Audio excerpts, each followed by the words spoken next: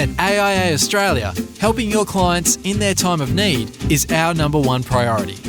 In 2016, we paid over $1.15 billion in claims to both retail and group members. That's over $4.5 million every working day. To offer your clients cover you can trust, chat to your AIA CDM today. And we are live. Sold out from the arena. No, I'm just kidding. Whenever I say we're live, I immediately go to that UFC guy, Bruce Buffer. I love UFC, man. I like it's my favorite sport, bar none. Is that because of the physicality of it? It's because where else do you, yeah, exactly. Nothing's more appealing than big muscular men just wrapping their arms and legs around each other.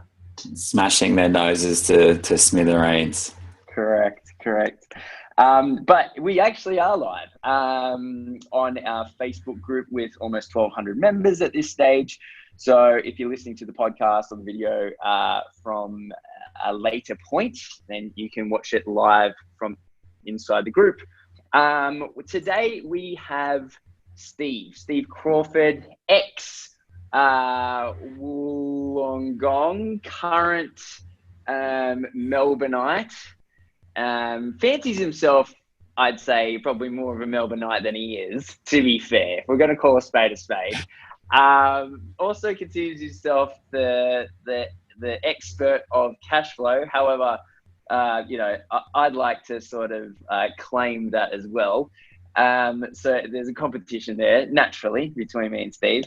And so here we're going to discuss cash flow and all things financial planning. And because we're a little bit of agitators, we might get into that as well.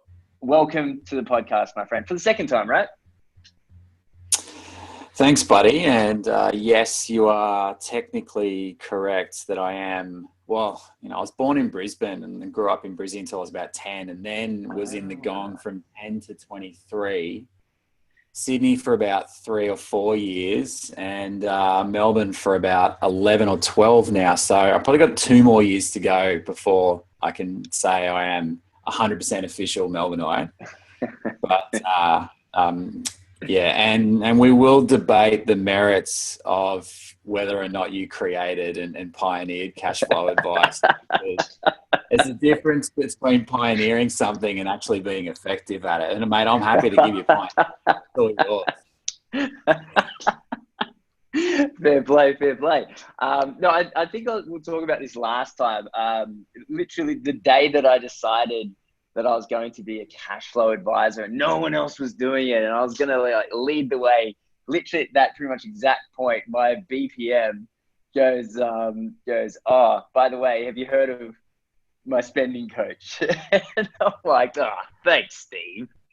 Stealing my thunder, mate. Anyway, yeah. So let's dive into that a little bit. Cash flow. Why'd you get into it, and why do you think it helps? If I'm brutally honest, when we started doing it, or when I started doing it, it was more of a compliance ass covering exercise more than anything else, because I'd never been an advisor before when I started. Obviously, I hadn't been an advisor when I started, but I'd never even worked in an advice practice. I'd come straight out of Insto land, and I had to do a statement of advice. And my biggest issue was that I was so paranoid that I was going to get sued, that I wanted to validate stuff before I put it into a statement of advice. So I sort of went through the logic and go, okay, validating income's easy. Just grab pay slips, assets and liabilities. Pretty easy to validate. Let's validate some expenses. And I asked my local friendly compliance person, how do you do that? And their response was, well, you just look at the fact find and people write down what they spend. I'm like, yeah, but what if they have no idea? And they're like, I don't know. So I was like, I'm not having this. So I forced my clients to manually download at least a month, if not 2 months worth of Excel, CSV files out of their accounts and send it to us. Yeah. And I'd clean it up, manually reconcile their stuff. And from that, I'd ascertain an expense figure And then I'd sort of drag that out to a 12-month projection and then chuck those numbers into the statement of advice. And like, maybe my advice was crap, maybe who knows what it was, but the clients would go through the statement of advice with me and they'd be more interested in the budgeting and the cash flow stuff than the 175 other pages on the super insurance. And so, as a burgeoning or an infant business, when your handful of clients at that stage go, can you do more of this stuff for us? Obviously the answer is yes. And then later on, I've got to work out how the hell am I going to do this? And that's really that, mate, to be brutally honest, that's where it started as a like most things in my business, as a bit of an accident, but turned out to be pretty valuable. Talking about valuable accidents, mate, new dealer group of the year. Congratulations. Yeah, thanks, mate. Again, as I come from a long line of, wait, what? How did I meant to do this all along. Yeah, totally. Mate, it sounds like we've got pretty similar stories of how we stumbled into cash flow. I sort of did it by accident as well. Yeah, because no one was sort of talking about doing it. And then I had a client come in, they said, I really appreciate all the work you've done, super insurance, investments, yada, yada. But that's all future based. Is there anything you can do to help me now? Because I actually need some support with my life as it is today, not just, umpteen years into the future.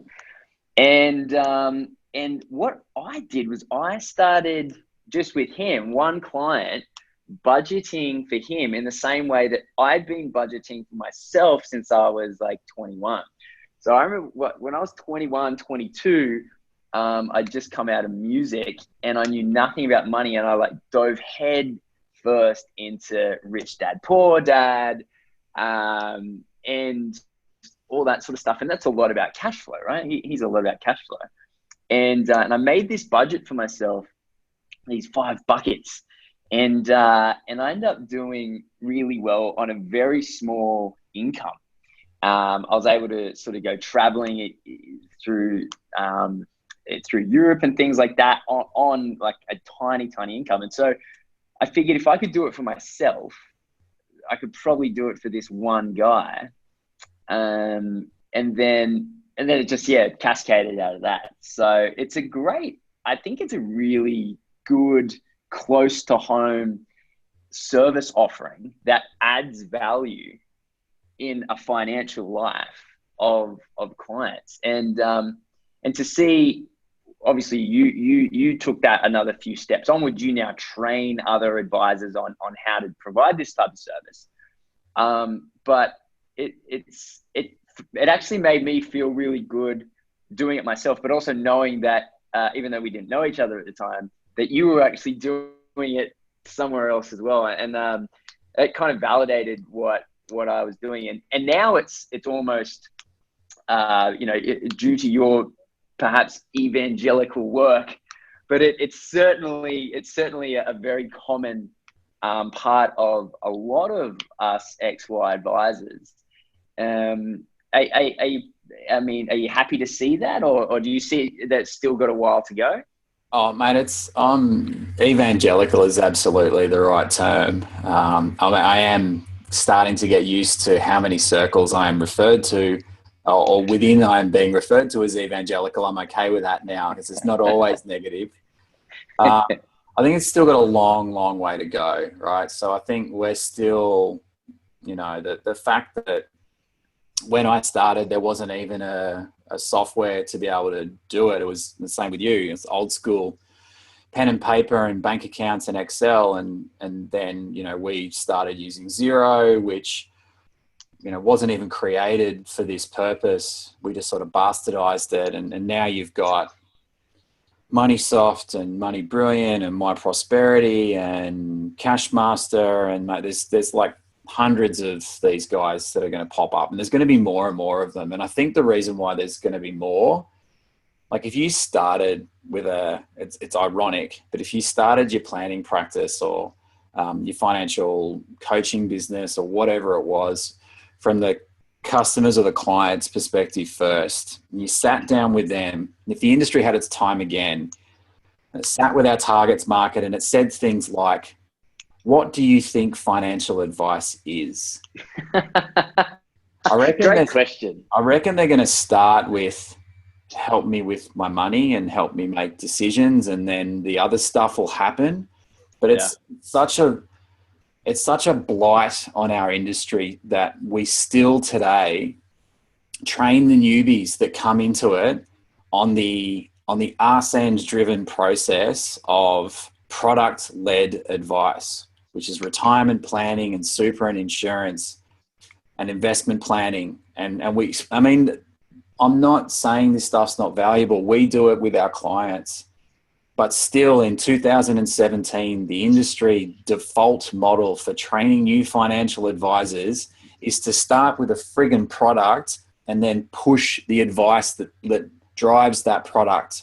And people just don't, I don't know, our clients don't think like that. Our clients start with the stuff that's the most tangible, as yours were.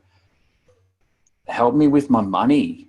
And then we can talk about that other stuff, So I think we've got from an industry point of view, I think we've got a really long way to go still. But I'm so stoked that there's literally hundreds, I would imagine now, hundreds of advisors that are having a crack at this, and some of them have sort of surpassed us, which is fantastic. And I truly hope that we're still going to have this sort of exponential uptick with more and more people doing it, because that'll force the industry to get its head around what this stuff actually can look like and how valuable it can be for the client, for the practice, the advisor, and obviously the licensee and aggregator at the end as well. Yeah, I remember I did an article not too long ago for the IFA just saying that the industry is focused on lump sums. So it's either lump sum investment or lump sum loan. And that's really the industry is just too focused on. And you're right, if we could start again with no legacy, you would start with cash flow. I know a few of the guys that do cash flow now, to echo your words, are doing a much better job than ever I was in my advice days. So it feels good to have hopefully played a role in bringing light onto the cash flow in financial services. And I think it's also, financial planning in its entirety is actually just comes down to two things. It's offering value and receiving value. So offering value as a financial advisor, it just looks like helping someone with money type topics, right? So anything that's a money topic, you help with that, you add value, and you receive value in monetary terms. You get to charge a fee. And so literally financial advice means however the fuck you want to help someone with their money, or however the fuck they need help with their money.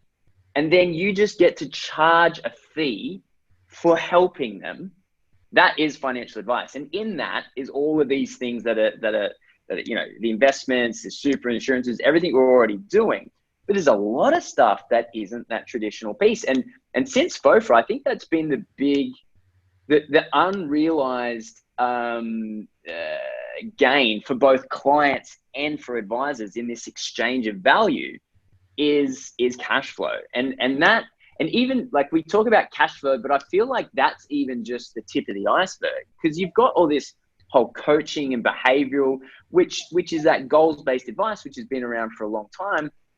But I would love to see, and I'm not sure if the broader industry would like to see it, but I would like to see financial advice, what it looks like without any product. And I've heard of people doing this. I've heard that no one's been able to do it successfully and profitably. You see a lot of these sort of financial coaches, quote unquote, that aren't financial planners.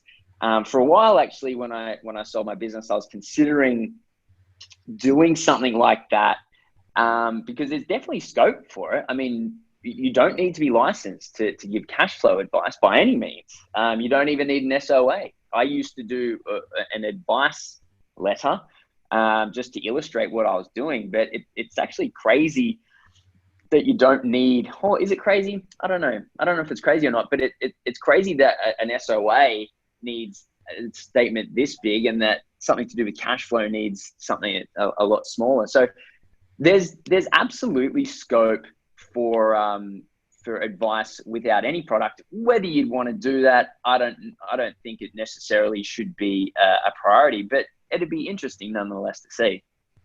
Yeah, we've got an offer of one of our ongoing, well, you can be a client of ours and just do cash flow with no financial product stuff. So we do offer that. So we have a money management plan, which is the setup of your budgeting and your cash flow stuff. So that's $995 to get that set up. And then we charge $150 a month for a single, or $200 a month for couples, to basically just do virtual cash flow coaching. Now, we do include a traditional annual review in that fee, but we do offer it. I mean, I'm with you. I think the reason why people do but take up budgeting and cash flow advice is they typically want to increase their savings. That's the number one driver of it. And the logical flow from that is, after I've increased my savings, what do I do with it? And so I think you're better placed as a financial advisor to have the downstream conversations, because you do have access to financial products. But ironically, I actually think budgeting and cash flow advice probably sits better in the mortgage broking space than it does in the advice space, because I agree. To the banking and the lending side. And so I think the biggest, where your question before was, where do you see this headed? How far are we gone? I think mortgage broking will run with this harder than financial planners have.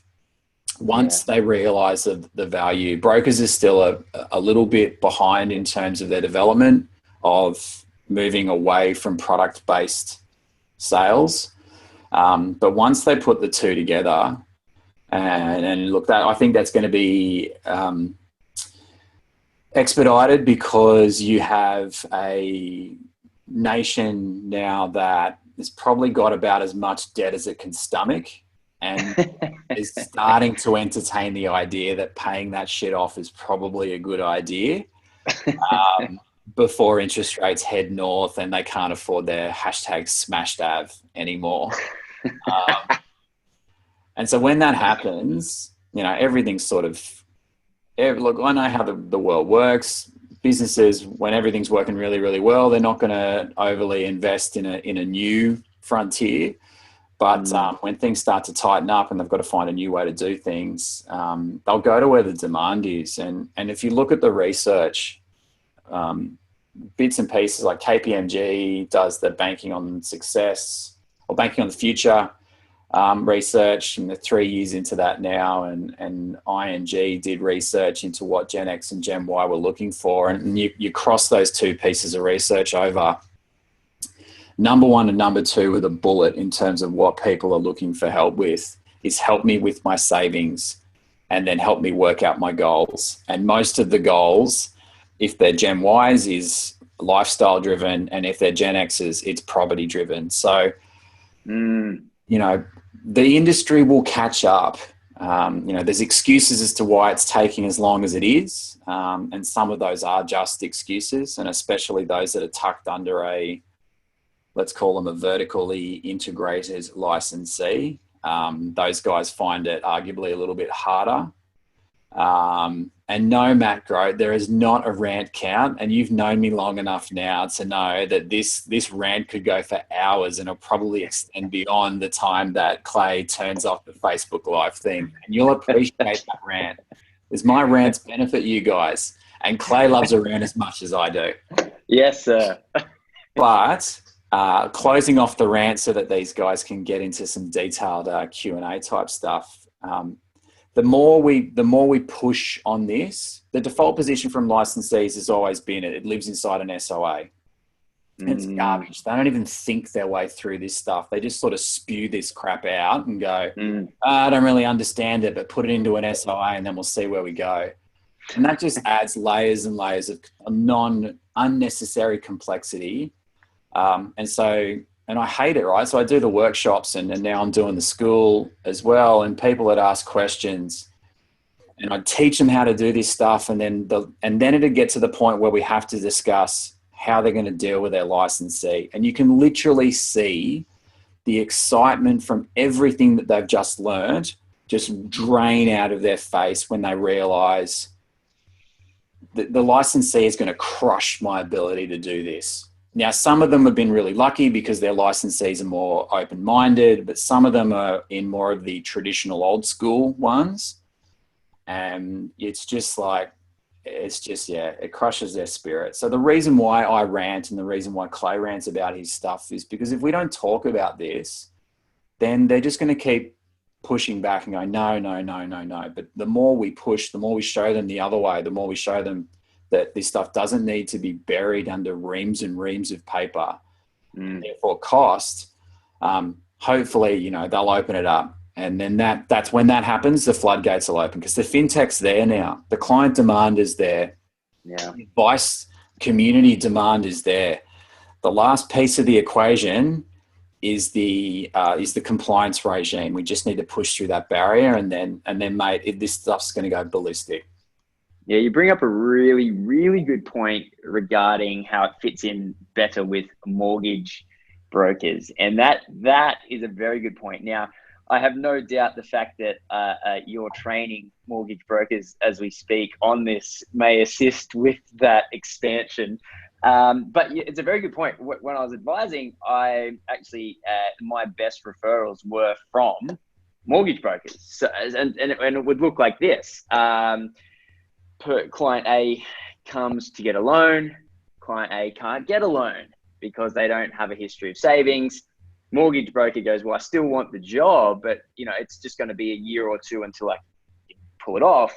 Send them to Clay. Clay will fix them up, charge them a couple of bucks, get the result. Yay, we've got the loan. Really good point.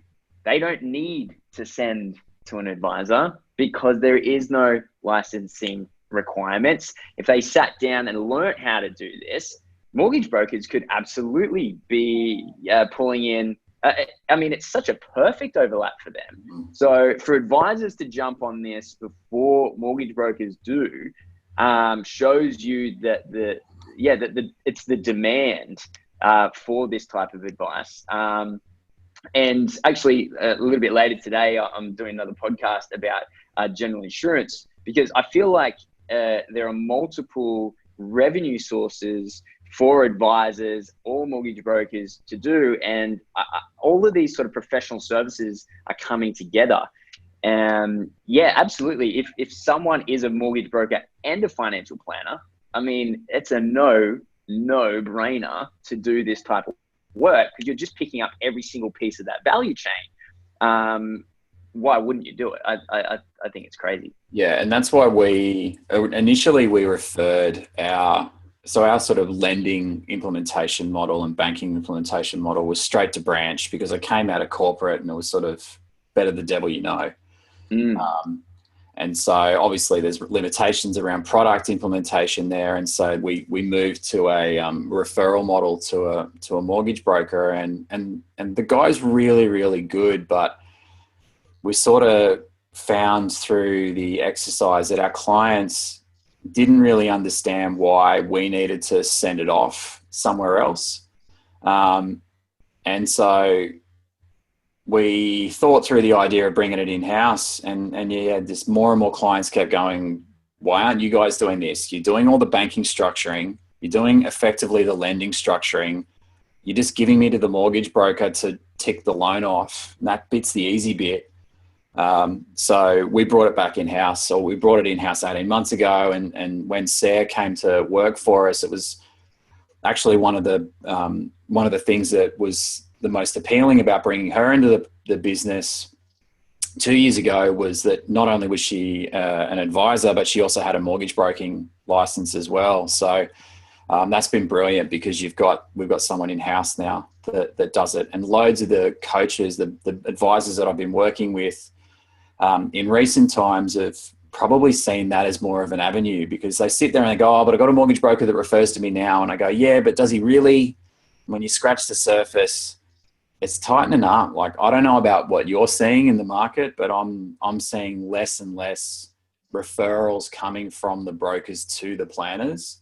And so the planners are open to the idea of cutting that relationship off and replacing it with, them doing it in-house. And obviously that's a scary thought of shutting off a referral source. But the challenge back to them is, if you can get more internal referrals from your existing clients by increasing the value that you deliver to them by bringing in another in-house service, aren't you just replacing one referral with another? And actually you're taking more control of the referral because it sits with you and your clients, as opposed to it being externally. Plus, obviously, there's the revenue component to it as well. Yeah. Are you on a laptop where you are? I am, yeah. Yeah, because I'm on my phone and I can see the message, sort of questions are popping up. But I can only read like the first couple of words. There's a couple from Dylan. He said he's got a couple of questions. He loves a long question. I'll read it out. We've got Dylan. Dylan's from the Gong. He likes long walks along the beach up towards South Beach, where he hangs out with his mates on a Friday night. Dylan's first question. Feedback from a young client it's more of a statement. Feedback from a young client of why they would refer to a friend. Can you comment on this type of response and how surprised your clients are with our approach, i.e., we aren't about denying you things you like, generally interested in your goals and where you want to spend your cash, rather than telling us where we should spend it, even budgeting for the daily coffee. So that's the first one. That's a really interesting point, because I think one of the things advisors, not the XY crew, obviously, because we're all new school, but the younger ones are new school and I just hang out with the new school kids. A lot of old mates, let's call them old mates because it's the right term to use. A lot of old mates, when they get into budgeting and cash flow, they sort of extend the old world training of, I'm going to tell you the right way to do things. And they extend that mentality into the cash flow conversation. And that unintentionally sometimes leads to them telling their clients where they should cut back on from their spending. And we have this we have an essential agreement with our clients. We'll never tell you what you can and can't spend money on. We'll just show you the outcomes of your choices. And in exchange, you won't tell us how we set up the program and how we categorize your transactions.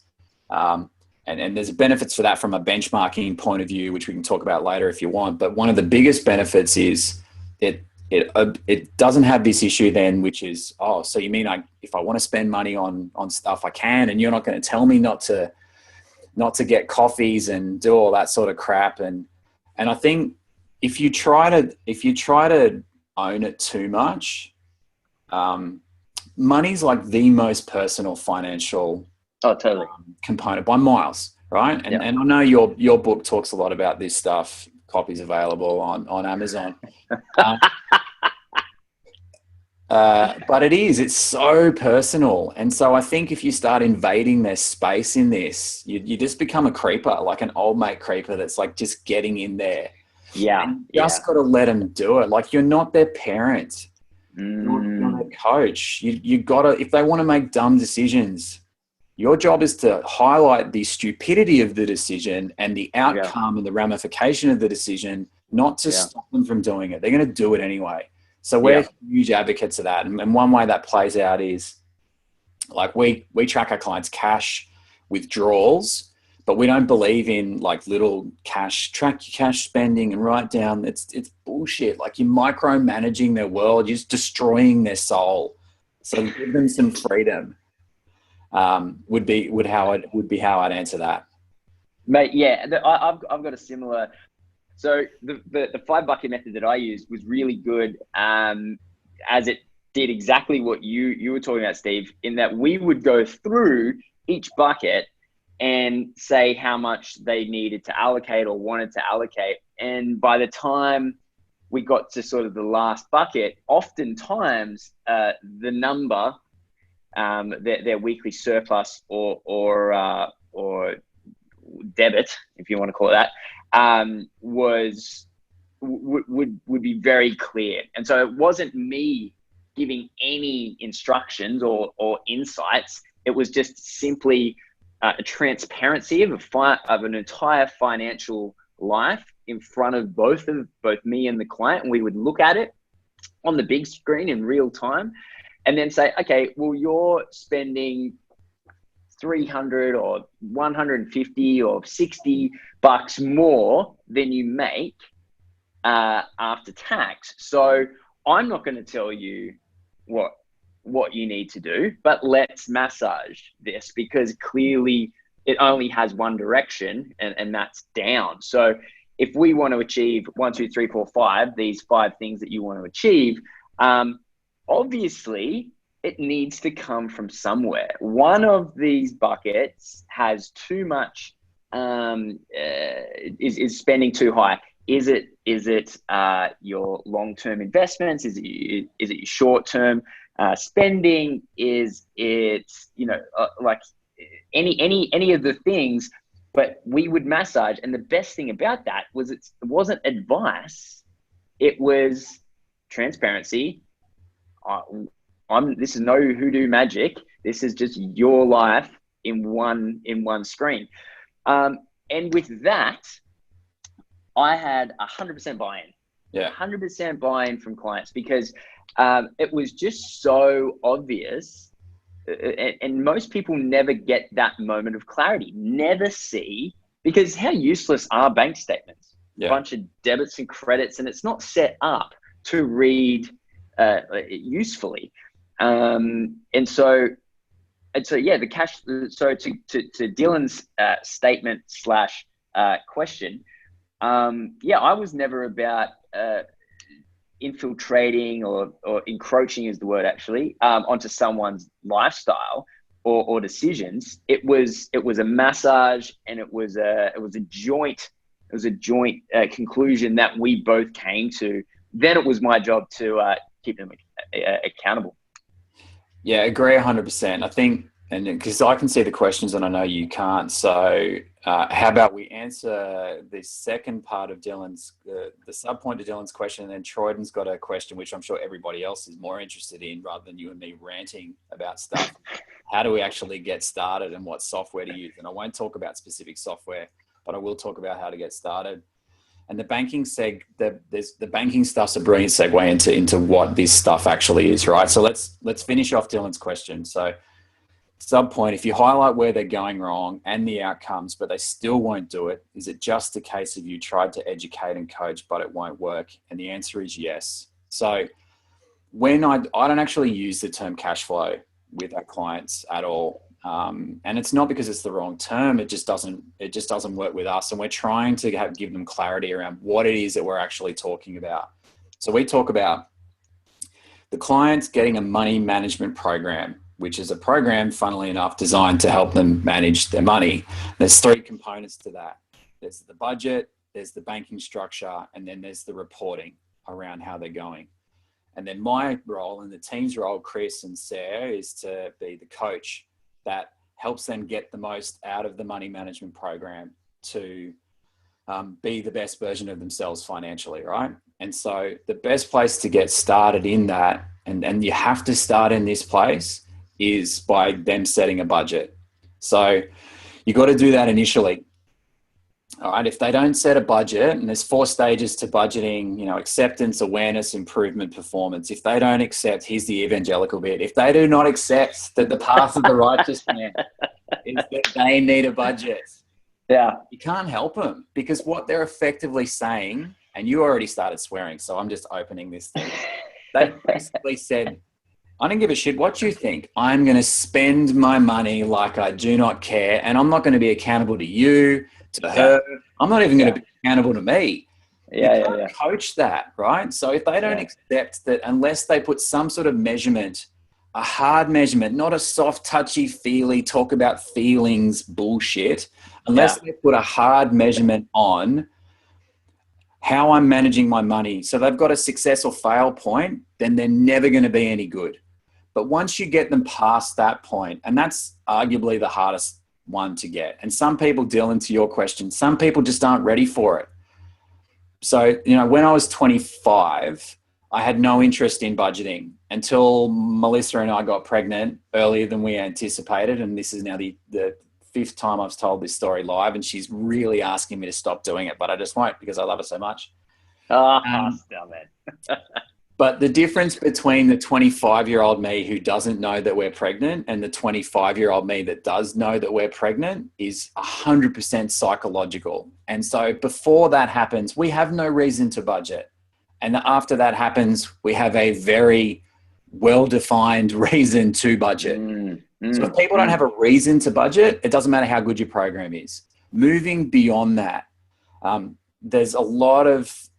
The best thing and the worst thing about the space that we're in right now is you're spoiled for choice with technology, and that's fantastic, right? So I rattled off 4 providers before, and I'm not sure whether I was meant to do that, but it's too late now. Let's just say there's multiple providers, right, that you could use.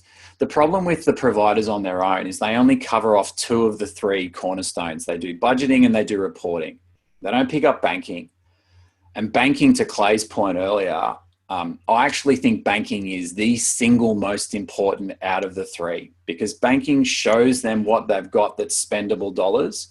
And in this world where everything that they want to pay for is now paid for by tapping this thing or their watch, it's old school to get your card out, and heaven help if I've got to actually insert the card into the friggin' FPOS terminal and then push buttons for a PIN. I'm not doing that. So everything's tap, right? So if you're not in their banking structure, if you're not deprogramming their crap habits and then rebuilding it with good ones, so they can basically run on autopilot and not subconsciously blow their shit up, then you're not helping them. And your fintech, your PFM, your personal financial management software, that's not going to solve that problem. Totally. It's going to help with your budgeting. And it's absolutely going to help with the reporting side, because it's live feeding. That stuff's amazing. But if your banking structure with them is garbage, if you don't work through with them, when's it good to use a credit card and when's it not too good to use a credit card, they're just tapping and going, and all you're going to be doing is reporting on the train wreck that is their financial life. So do not discount and dismiss the banking side. It is easily the biggest one out of the other 2. Get that bit right. I think if you took the tech away from us now, it probably wouldn't be as good, but I reckon we'd be more successful with a banking structure with no fintech supporting it than we would be with the fintech without the banking stuff. So I think that's 100% started. Emotionally, they buy into a budget, and then get your head around your banking structure, and your fintech stuff is last. It's absolutely the last decision that you make, because all that does is give you efficiency and scale. But without the other 2 sorted, without a good budgeting conversation with them, and without a good banking structure, your fintech's going to be useless. Yeah, absolutely. How I would suggest getting started, if you have a cash flow conversation as a part of the onboarding. I used to do the SOA and the advice letter on the banking separate anyway.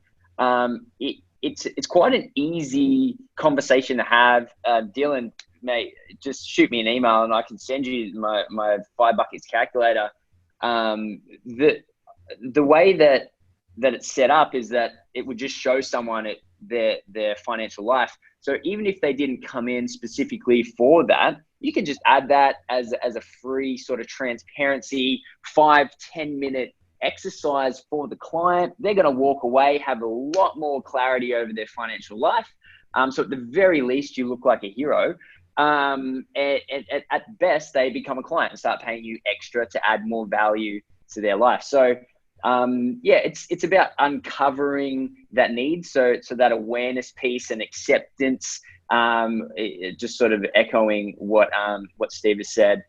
And the tech, I was a big fan of, I will actually say what I was using. It was My Prosperity, because they did, and they do sort of quarterly or monthly or annually or biannual reports that are automatically sent out to the client that say how someone's tracking to what we set out to achieve. which is pretty powerful. Again, adding that layer of transparency for zero work as well as as an advisor. It's always great to beef up that FDS line items, and saying, regular cash flow reporting, considering there's no additional work involved.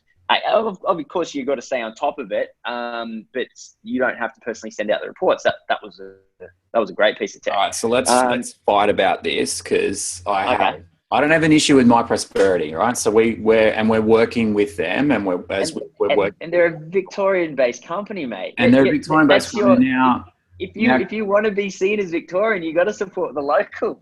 Now, look, I did a lot of work with Chris Ridd when he was at Xero, and he's the CEO there now. So he'll make that one great. As Moneysoft to be great, and Money Brilliant's great as well. They're the three that we sort of think are sitting head and shoulders above.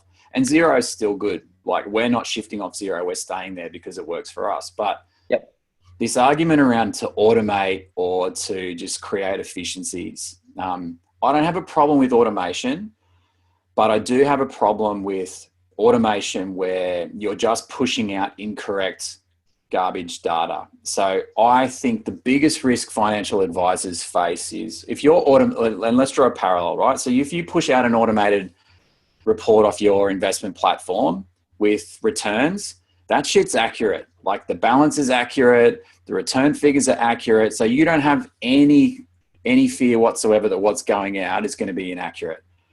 If you don't work with your fintech properly and you don't understand the rules engines and make sure that the thing's categorizing transactions properly, it is going to push out incorrect data. And the problem with and Willow, my business partner, he deals with the other software side of Xero. And he's all over this stuff. And he says to me, Crawford, the issue is not the number of incorrect transactions.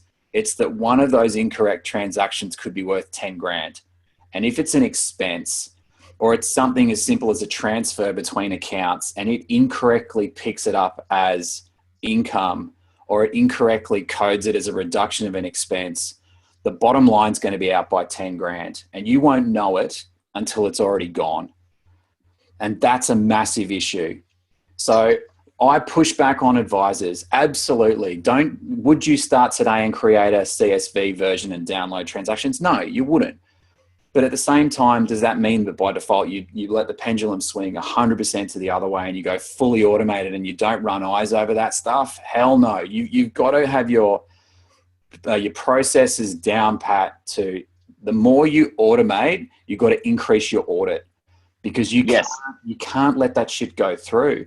The other stuff, the other reason why I'm not a massive fan of automation, depending on what research you read, but most advisors, if they're going from sort of like initial to annual review, they're seeing their clients twice a year, and they might fire out a newsletter. You've got an opportunity to add a service that is not only extremely valuable, but you want to talk about FDS fillers. Our clients get weekly snapshots that we generate, which go out about 48 weeks of the year, because 4 weeks of the year it doesn't overlap. They get 48 weekly snapshots. They get 12 monthly reports. They get quarterly progress meetings, and we tailor that stuff. So you're trying to find an FDS filler, and so we tailor it so that when it goes through, they know that it's there. Yes, there's a little bit of time that goes into that stuff, and not everybody has to go to the extreme fundamentalist sort of evangelical version that we've gone to. Yes. But you've gone from having minimal touch points to something where you can have a touch point. Don't let the system steal your thunder by automatically sending this stuff through. Or if you do that, think through it and deliberately, strategically choose which parts of the communication process am I going to get the AI to do, and which parts are we going to control. And that's the stuff that when I talk to the coaches that I'm working with, I don't know, one of the questions was, what's the best software? The answer is they're all good and they're all bad, depending on what you want them to do. You've got to have a thought process around how you select this stuff, and then that drives how hard you use your tech and how much you dial up the automation features versus, dialing it back a bit. Yeah, absolutely. I guess I should have gave a caveat. When you are doing the automation, your need to audit Don't is apologize. it, Stand on it your morals. no, Choose full outsource is all the way.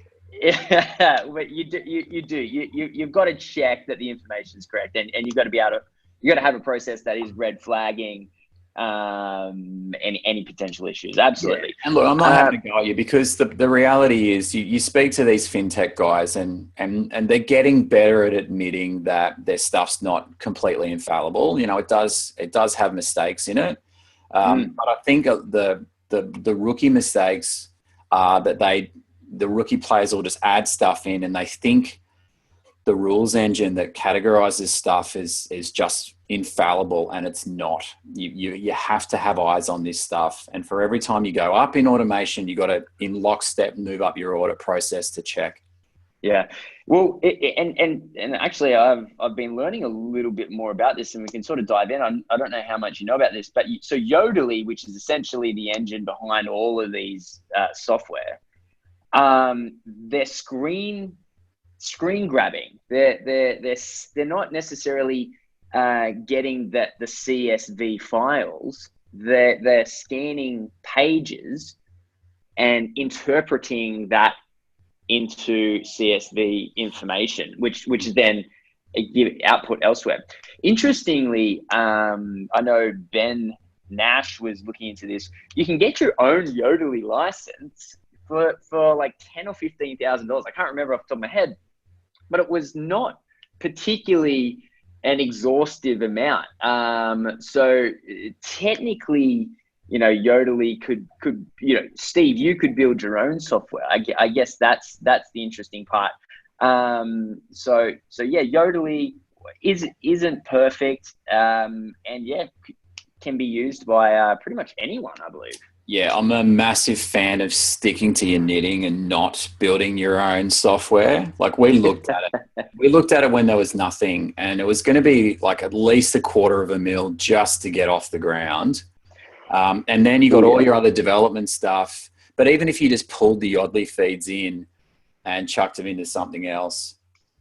Look, I'm not saying you necessarily should, but it's an example of how accessible this technology really is. And so yeah, I think to your point, there's going to be more and more. So what will come with the more commoditization of the data, in terms of the ability to access it as opposed to what happens with it. But as that happens and that infrastructure starts to open up, you'll have more software providers moving into the space. Hell, you might have the financial planning software finally come down out of their hierarchy and see that cash flow is valuable, and they might start adding feeds in.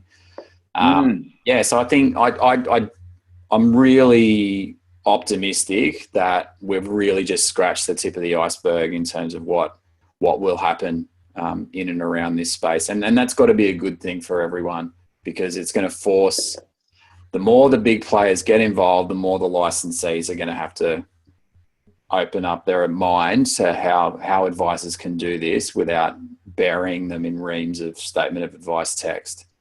Yeah, it's an interesting one, the cash flow piece as well, because it's profitable from an advisor point of view, because an advisor can pick up a client who's 28 years old, makes 200 grand a year, and has 20K in assets, right? So typically under traditional financial planning, that wouldn't be profitable to either the advisor or the licensee or the product. These days, you know, a $200,000 per year client with $20,000 in assets is profitable to the advisor, but not to the licensee and not to the product provider. Yeah. Which is why I find it really interesting, because cash flow advice adds value to an advisor and the practice, but because there's no lump sum, because there's no product that's being catered to from either a licensee or a product provider's point of view, they've never pushed it. They've never cared about cash flow, because they've never been able to profit from it. Well, now I'm glad you said that, not me. But now, advisors are cluing into the fact that it can be very profitable for them, even if it's not profitable for from other stakeholders' point of view. Yeah, and so this is one of those things where the value of the service to the client will always trump everything else, and eventually the provider of the service. And I know the Americans love, and my good mate Pat Flynn, who I've barely spent any time with at all, other than virtually listening to his podcasts. He's one of his favorite things to say is, who do you serve? And I love the idea that we actually are in a service-based industry, and our clients and our customers, if we're product providers, should be who we're looking after. And if our clients want this stuff and it's valuable enough for them, and therefore it's valuable enough for us, we'll find a way. And so what ends up happening, I've had some advisors that I've worked with who've actually changed licensees because the licensee was an impediment to their success in this space. Now, it's an extremely drastic move, but if at least they feel like there's a threat to them, then they're going to be more open-minded to it. And hopefully what's going to happen is it's going to reach a stage where it becomes far more normal, and then there's not going to be as big of an issue. But another thing that's coming off the back of this is, like today we're talking on Zoom, it's going straight to Facebook Live, and it's going to get recorded, and you're going to chuck it up into a podcast, and all of this shit didn't happen 5 years ago. And so cash flow didn't really happen 5 years ago. Yet people are trying to deliver cash flow advice using the same old school mentality that we were sort of all created with, of I need to log face-to-face, eyeball to eyeball time. It's like, well, cash flow is one of those things where you can deliver it virtually better, arguably better than you can do in person, because you're looking at the screen and you're analyzing numbers, and yes, you're having conversations around stuff, but screen sharing software, whether it's Zoom or it's any of the other providers that are there, actually makes it a lot easier, because it's the modern version of the in-home appointment, but it's something that gives you a reason to look at the screen and actually go through it. And another extension of that is, once you say, well, maybe there's bits and pieces of it that we can deliver without any sort of virtual stuff. So we send our clients videos. So if you're on our virtual coach, which is our middle pack, our ongoing support package, you don't even get meetings with us. You just get videos. So once a quarter, you get a video, your own little personal hot nerd highlight reel of what's been going on in your world for the last quarter. That's cool. Do you use Loom? No, because it's longer, we use Camtasia, because we'll do some pan and zoom type stuff to highlight. I can't hear the word Camtasia without imagining Fantasia, which was like, that's my favorite film of all time, right? Never ending. Which means you're going to love the software, because it is literally Fantasia for cameras. Everyone that's listening, Clayton has just started to go a little bit loopy, but what it does is we started producing these videos for the cash flow stuff, and the client feedback was amazing, because we could punch little highlight packages out in 10 to 15 minutes. And a lot of our clients are in Sydney and Melbourne, and they're just getting public transport to work. They can chuck their headphones in, whether they've got cords or not, that's to be debated, but they can sit there with the phone and literally watch their highlights package with us, without us needing to be there. And that, they'll love that. And all of these things are starting to get under the skin of the licensee, because you're not documenting stuff and sending it through that way. So I think the feedback from the client is going to continue to be great. We want to get this type of advice, get this type of service, and get it in this type of format.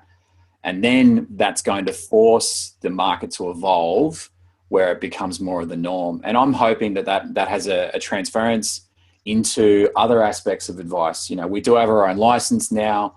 We send our clients statement of advice, how to read your statement of advice videos, and they watch the video, and then they read their statement of advice using DocuSign, and they have to click off on the approvals, and then they digitally sign their SOA, and it comes back to us.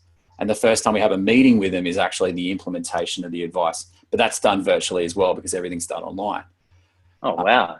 And all of That's that was kind of cool. created out of where the cash flow stuff started, because it's a non-traditional Yeah. process.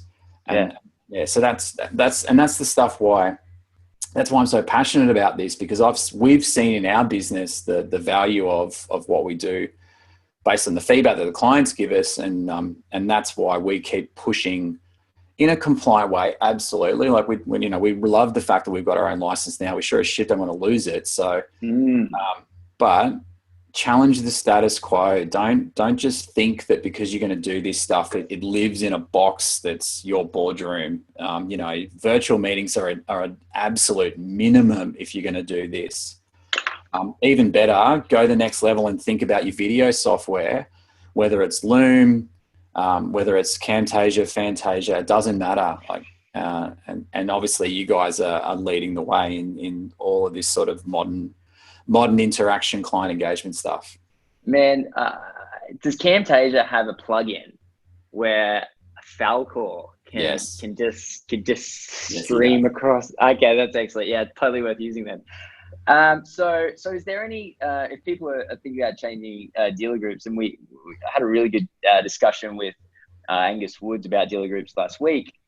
If someone's looking for, say, a new, say, award-winning startup dealer, we're not group, licensing anyone. Yeah, which is friendly towards cash flow. Where would you suggest they look? Not for us, because we're terrible at we're full. Oh, we're full. We can't handle Right. PDM's only good at looking after one or two people. Right. Okay. Look, you don't want to have to change, but watch this space, and I'm having second party conversations with a government body at the moment to try and get for the first time, this is my feedback. It's the first time that this body's ever been asked for feedback around budgeting and cash flow advice. And so wow, we're hoping within the next 2 to 3 months, we're actually going to get more of a definitive statement on this. And then that'll shift things really quickly, because that body will, I think who we're talking about, that body will come back with, this is what needs to go into a statement of advice, and this is when it doesn't. And that's going to give undisputable clarity for your licensees, and it will no longer be left to interpretation. Because at the moment, here's the bookends. I'm working with one licensee at the moment, and I think they're closer to the truth. Their set of guidelines on this is like 2 or 3 pages. And then there's another licensee that I'm not working with at the moment, but I have done some work with in the past, and I've seen their guidelines, and it's 27 pages long. Whoa. And I sit there and I go, how can you be so far apart when we're talking about the same stuff? Where their guidelines on insurance and super and investments and retirement planning, they'd be like 95% consistent. And that's the reason why everybody gets so friggin' frustrated on this stuff, is because it's getting left to interpretation. We need to get the gray out of it. We need to make it black and white. And that's going to open the doors for everyone that's sitting on this call and every other call to go, right, that was the only thing stopping me, because the clients want it. It's great for my practice. It opens doors to mortgage broking. The fintech's ready to go. And then let's just have at it. Yep. I can see a bunch of statements coming up. Oh, and we're about to hit an hour as well. So let's hit 1 or 2 quick questions, and we'll wrap this up. You got them? Can you read them, or do you want me to read them? No, yeah. This is the first time I've done it like this, and I didn't realize I can't actually read the questions. Dylan's just said, because this is more of a statement, best XY live for some time. So I'm just putting that out. That's mainly you, Clay, because I don't know how many XY lives get references to Fantasia. Okay, let's do Anne's one. So are you saying that fees charged for cash flow advice would be outside of licensing arrangements? No, Anne. Nice try to hit me under the bus with that one. No, it's not. You need to stick to the terms of your arrangement with your licensee. Now, does that mean that the terms of your arrangement exclude you from charging this outside of licensee environments and therefore not needing to pay them a clip? I would investigate that if I was you. I'd strongly suggest that it's probably tied up in the fee. Yeah, I think if we're sitting here and saying it's work done under your business name and as financial advice, whether it's in an SOA or not, you'd probably want to err on the side of, well, duh. I think you would because you've been a little bit you've been a little bit leading with your answer. So I'm agreeing with you there, because at the end of the day, you want to be covered by your PI, right? And you don't want to do anything that breaches that. And you need your licensee on side. What I'm saying is go and talk to them. And if they're gonna, you get what you get and you don't get upset, right? If the licensee wants to get the benefit of the revenue from this, then the licensee can pony up and give you support. And if the licensee doesn't give you any support, then why should they be getting any revenue other than the PI side of things? But I mean, that's a whole other discussion. It is a whole other discussion. And then really quickly, Dylan's one, how do we explain to our dealer group what we are doing with cash flow coaching? Only coaching without doing SOA. If I give banking structure advice, not product advice, is this okay? Dylan, you're with Count, yeah? I know you're on the chat, if you can hit us back on that really quickly. But I know if you are with Count has a set of guidelines that I help them develop. So go and talk to them and ask for those guidelines. And if they don't give them to you, ask me and I'll fire them through. The biggest issue with what goes into statement of advice and not is absolutely around the banking side. And it's more to do with getting caught up under basic deposit product, because that gets tucked in under statements of advice. So as soon as you make reference to a basic deposit product, because you're a financial advisor, you have an obligation to put it in a statement of advice. So if you talk conceptually at the moment, there's a general consensus that says, if you're just referencing, Dylan is with Count, so that's good. There's a general consensus that if you talk conceptually about bank accounts without actually listing what they are, then you should be fine. If you start referencing the actual account, then by default, it's got to go into a statement of advice. But it should only be a couple of pages around the cash flow structure. So the banking diagram, money going in, money going out, and how that works. And if you sign up for our course in our toolkit, we actually give you these templates. Oh, what website could that be found on? That would be, to make sure we're nice and clean, that would be for the Your Spending Coach course, which can be found at yourspendingcoach.com.au. Excellent, mate. All right. Well, thank you very, very, very much for coming on. It's always a pleasure to chat with you, mate. But in this particular case, we get to do it digitally. Always a pleasure to see that smiling face. So for everyone that's listening, we've got an event coming up in Sydney, and then we'll be doing a party at the end of the year. So there's actually 2 more XY Advisor events to come up for the rest of the year. But that's everything for today. Signing off. Pleasure to see you, mate. Speak soon. See you guys. Thanks.